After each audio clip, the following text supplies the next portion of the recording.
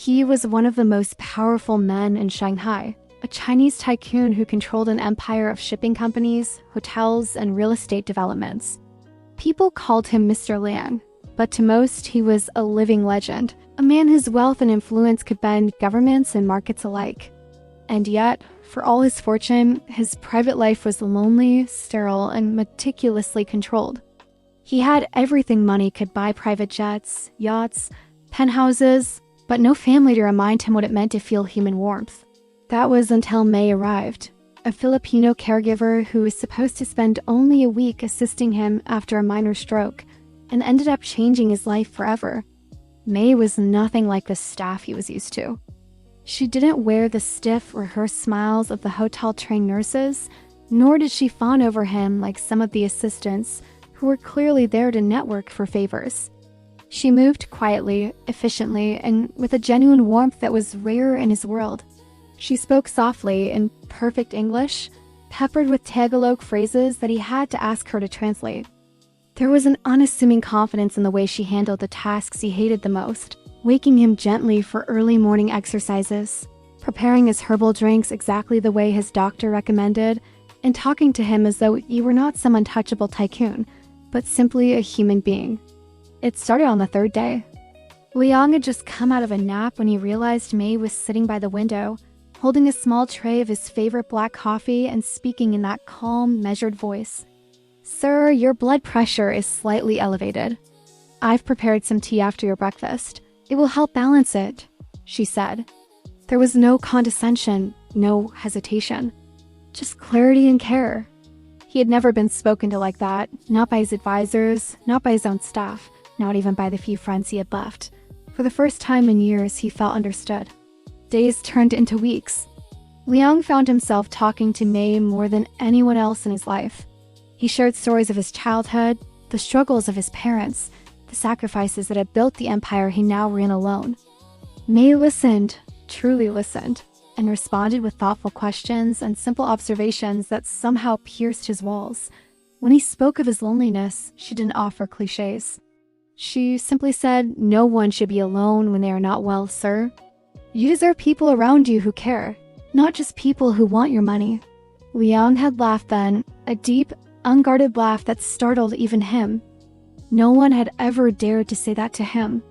It wasn't long before Liang noticed other small things about May that made her extraordinary. She had this way of remembering minute details about his preferences, how he liked the curtains drawn during early morning light, the exact temperature he preferred his tea, the way he rested his head when he read. It seemed trivial, but it was meticulous, thoughtful, and personal in a way that no one had ever done. Liang realized slowly that this attention was not about impressing him.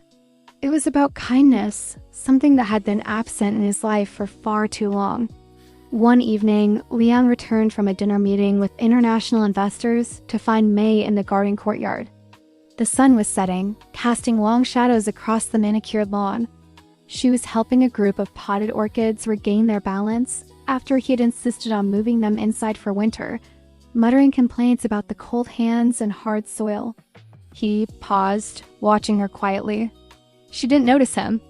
The gentle smile on her face, the soft humming of a Filipino lullaby under her breath, reminded him of something he had long forgotten. The simple human joy of watching someone care, not for gain, but because it felt right. He cleared his throat, startling her. "Sir, I didn't hear you," she said, brushing her hair back. He shook his head and walked closer, observing her hands, the way she knelt carefully over the plants, the faint smell of soap and perfume that reminded him of faraway gardens in his youth. "You have a gift," he said softly. She looked up, startled, unsure whether it was a compliment or a reprimand. "You make care look easy. You make people feel human. That's rare." May blushed slightly, not used to praise from someone like him. "I only do what I must, sir," she said, but there was a faint smile, the kind that suggested she knew the weight of her words. From that day, Liang began to watch her differently. He noticed how the security guards treated her with respect and warmth, how even the most hardened drivers softened when she handed them a snack or a word of encouragement. She had a way of changing the atmosphere without realizing it. He felt an unfamiliar sense of humility around her, a reminder that wealth and power were not the measures of a meaningful life. Weeks passed, and Liang's health improved. He started taking short walks with Mei in the private garden, enjoying the simple pleasure of sunlight on his face and the crisp scent of air far from the city's smog. One afternoon, they were sitting on a stone bench overlooking the small koi pond when he asked a question he hadn't expected to ask anyone in decades. "Mei, do you plan to stay in the Philippines after this assignment?" Her gaze followed the koi fish swimming lazily under the water. "I don't know, sir. I came here to work for a few weeks, help you recover, and then return home. My family is waiting." Liang remained silent for a moment, watching the sunlight glint off her hair. "I hope you consider staying," he said finally. Mei looked at him, unsure whether to interpret it as a personal request or a professional suggestion. "It is not easy to find someone with your heart in this world," he continued. "Someone who works not for wealth, not for recognition, but for care itself." Mei smiled, softly, the kind of smile that makes you forget the weight of everything else. She said nothing, but the warmth in her eyes said enough. Liang felt something stir within him that he hadn't felt in years, a desire to protect, to honor, to ensure that such rare kindness was recognized in a way no money could measure. It was that night, after she had finished tending to his medications and quietly tucked him into bed, that Liang made a decision. He summoned his legal advisors, the ones who normally handled cold, factual matters like corporate acquisitions and property transfers. They were bewildered when he called them to his study at midnight, his usually impassive face alight with purpose. "I want to change my will," he told them, his voice calm but firm. "Everything I have, my properties, my investments, my assets, will be reorganized to reflect something that has been missing in my life." The lawyers exchanged cautious glances, unsure if this was a jest. Liang continued, "There is a person who has shown me the true value of care. I want her to be provided for and not just provided. She must have security, comfort, and respect for the rest of her life." "Sir, we can discuss the details, but are you certain?" one of the lawyers asked. "You've never made a decision like this. Your assets—" "I am certain," Liang interrupted. "I have never been more certain of anything in my life. Draft the documents. Ensure her family benefits as well. She should never have to struggle because she helped me when I needed it most." The next morning, Mei returned from running errands for him to find a stack of envelopes on the study desk. Liang was sitting in the chair, his usual stern expression softened by a hint of vulnerability. "Open these when you have a quiet moment," he said.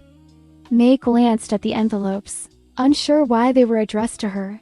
"Sir, these are—" "You will see," he said simply. "But first, let me thank you." "Truly thank you," she nodded, overwhelmed by emotion. "I only did what I thought was right," she said softly. Liang's eyes softened further, and for a moment, they shared the silence of understanding, a connection beyond language, beyond culture, beyond wealth. When Mei finally opened the envelopes in her small, modest apartment later that evening, she could hardly believe what she saw.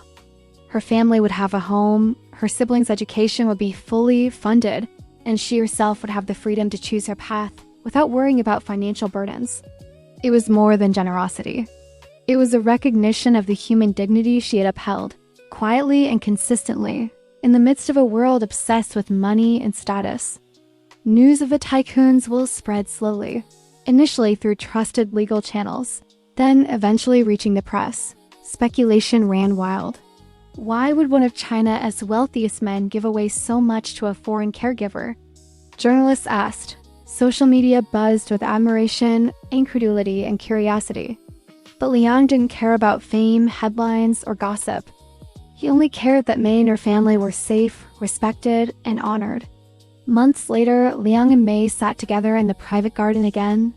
The koi swam lazily as the sun dipped toward the horizon. He turned to her and said, "I did not give you these things because you helped me recover, though you did. I gave them because you reminded me that kindness is the most powerful wealth of all." Mei looked at him, her eyes brimming with tears.